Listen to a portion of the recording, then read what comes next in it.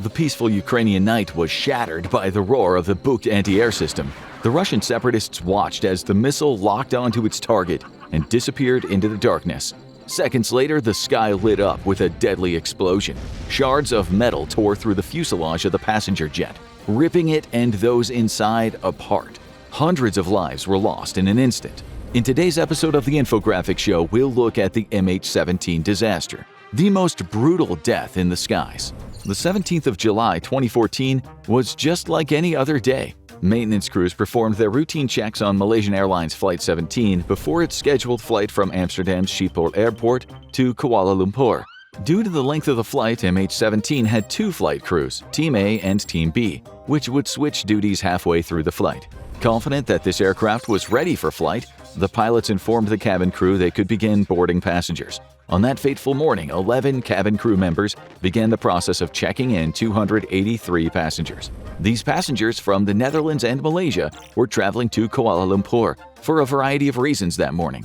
Some were young college students looking to celebrate another successful semester, while others were en route to a conference in Australia to raise awareness about AIDS.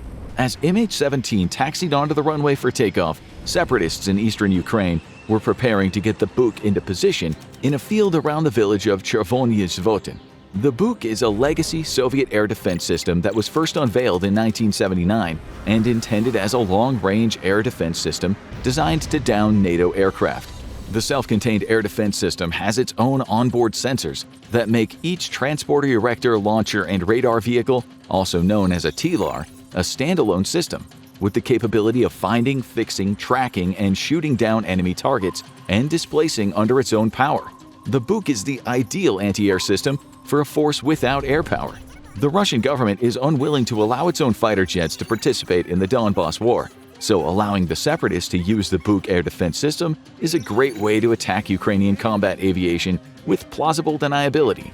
As the militia fighters moved to the Buk, their intended purpose was to dissuade Ukrainian fighter jets from pounding their positions since the front line was just a few miles away at this point. With the Buk likely in place by that morning, the crew began scanning the sky for targets. After taking off from Amsterdam, the MH17 began ascending to its cruising altitude.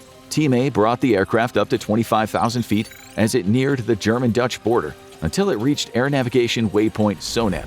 In commercial aviation, the pilots rely on waypoints in their flight plans to keep the aircraft on the safest yet most fuel-efficient course. These plans, which pilots approve before taking off after taking into account expected weather conditions, present both 2D waypoints as well as 3D altitudes. The ideal cruising altitude for a flight of this length is around 35,000 feet. During each of the legs of the plane's journey, the pilots had to check in with local air traffic controllers to request permission to enter airspace, as well as to ensure deconfliction both at their current bearing and altitude. Just after 12 p.m., the aircraft crossed into Ukrainian airspace, and at around 12:43 p.m., the pilots contacted air traffic control for eastern Ukraine, known as Dnipro 2. Ground control asked the pilots if they were going to climb to 35,000 feet as per their approved flight plan. However, for unknown reasons, the pilots said they could not climb to 35,000 feet and requested to remain at 33,000 feet, which Dnipro 2 approved. At 1 p.m., the pilots radioed back to Dnipro radar and asked if they could deviate 20 nautical miles off their track and climb to 34,000 feet to avoid inclement weather. Dnipro radar gave permission for the track deviation, but requested they remain at 33,000 feet due to several other commercial flights in the area, the closest of which was about 20 miles away. As MH17 crossed over Ukrainian airspace, Dnipro 2 transferred control over to Dnipro 4. At 1:19 p.m., the radar data showed that MH17 was back on track and around 45 nautical miles from its next major waypoint, which would see the aircraft leave Ukrainian and enter Russian airspace. As MH17 regained its original track toward the southeastern corner of Ukraine, the Buk's crew spotted their target. Just over a month before, near Luhansk, another Buk system spotted and shot down a Ukrainian An-26 transport plane as it was making an approach for a landing. The resulting explosion killed every person on board, including 9 aircrew and 40 soldiers. This shootdown was celebrated in separatist circles as a great victory, and they were eager to repeat it.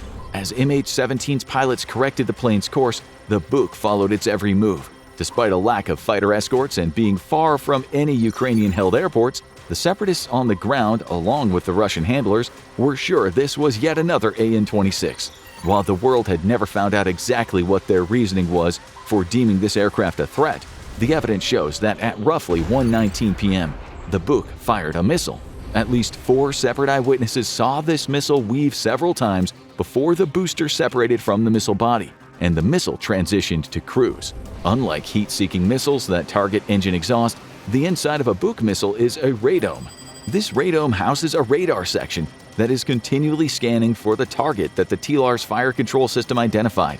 With a speed of up to Mach 3 and a service ceiling of up to 72,000 feet, for the older models, the missile will reach MH17 in less than a minute. At 1:19 and 56 seconds p.m., the crew acknowledged the last report from Dnipro Control. When the ground control radioed back 4 seconds later, they got no response. However, the cockpit microphones captured why the pilots never responded. At exactly 1:20 p.m., the cockpit recorders captured a massive sound wave. It started from the pilot's position on the left side and traveled right, where the different microphones picked up the wave at different times. This proved that the sound originated from outside of the cabin, not from an onboard explosion or explosive decompression.